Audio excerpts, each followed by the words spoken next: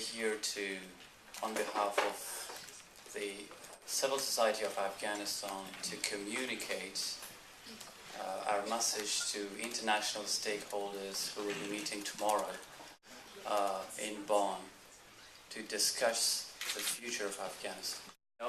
A wide spectrum of those independent entities working outside the government, complementing what's being done by the government. Civil society organizations in Afghanistan work a lot in Afghanistan, different areas. In that area which the government is not allowed to go there, to work there. But the Afghan civil society work there, and many times they negotiate, they work, they followed, and they did a lot of advocacy to get the right to be a part of this decision making in Afghanistan.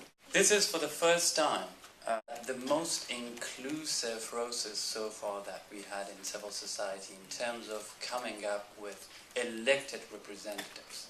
We had people from media, all the media and unions. We had people with disability who are present here.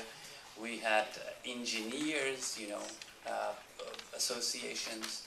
We had youth organizations and youth leader forum representatives. We had elections being held across the country in different provinces, and then they came to Kabul, and in Kabul they again got re-elected, so that at least half of the whole 34 delegation is coming from the provinces, and then 16 women and 18 men. The message that we brought here, it is from very grassroots level of Afghan civil society from all over Afghanistan. Assistance has made great changes in the Afghan people's lives and in shaping up a better future for Afghans. What our achievements have been in terms of democracy, in terms of creating institutions, in terms of human rights, in terms of infrastructure and roads, in terms of media and civil society. As civil society, think that in this respect we can play a big role because we do have a lot of capacity that can be employed in different projects that's concerned with transition of responsibilities to Afghanistan.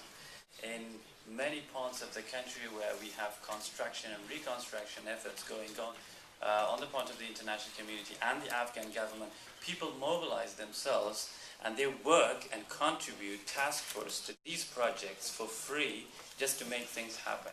In terms of reconciliation, civil society thinks that peace should be based on justice. A just peace is what we want. We, the civil society, believe that anybody who committed crimes, and especially international crimes on human rights in the past, these should be brought to justice. And for that, we don't want concessions that jeopardize the basic and fundamental rights of Afghans.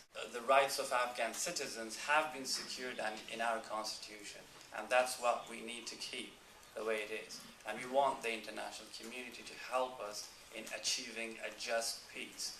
We really want an inclusive and transparent peace process, where all citizens, including women, will be part of the decision making within all peace talks. And second, that we really want peace process to start listening from the ground, from the community, from the grassroots level.